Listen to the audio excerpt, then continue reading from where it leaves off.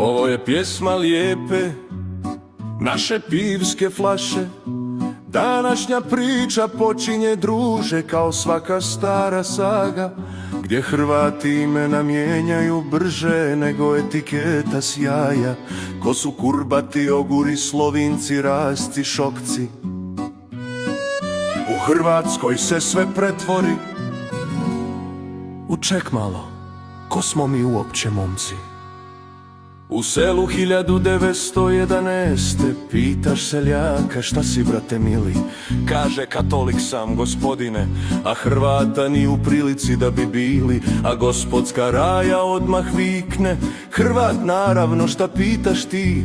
Ko da se identitet dobije gratis, uz šešir i novi frak na žici.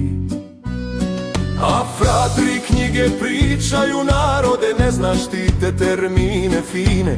Kao da se povijest kuha u loncu, pa se kao začin dodaje sad malo Hrvatske, malo Ilirije. Jukić, Katančić i cijela četa, svađa se čija je etiketa prava, čija posuđena ko stara bereta. Historičari pišu kronike kao da biraju ekipe za mali fudbal. Bio Avar, bio Sarmat, bio Turčin, ma nije bitno, sve je to Hrvat total.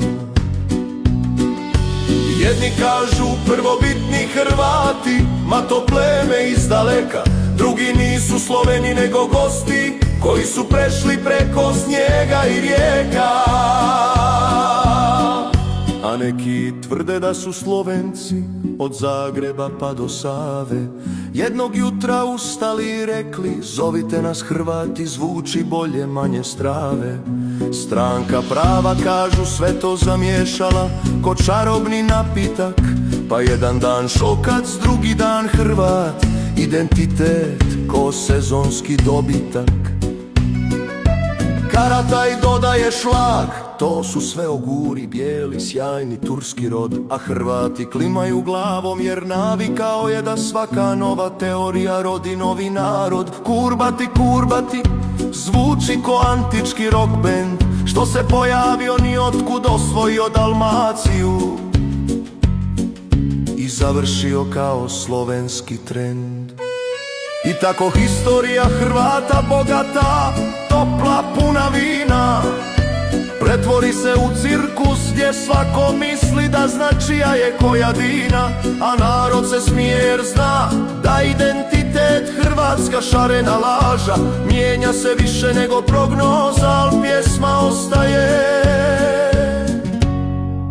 satirična i kratka.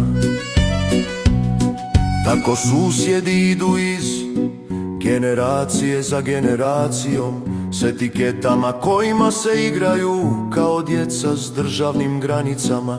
Ali kad svira lijepa pivska flaša naša, svi stoje s rukom na srcu, ma bili Kurbati, Šokci, EU građani ili samo pjevci bez scenarija.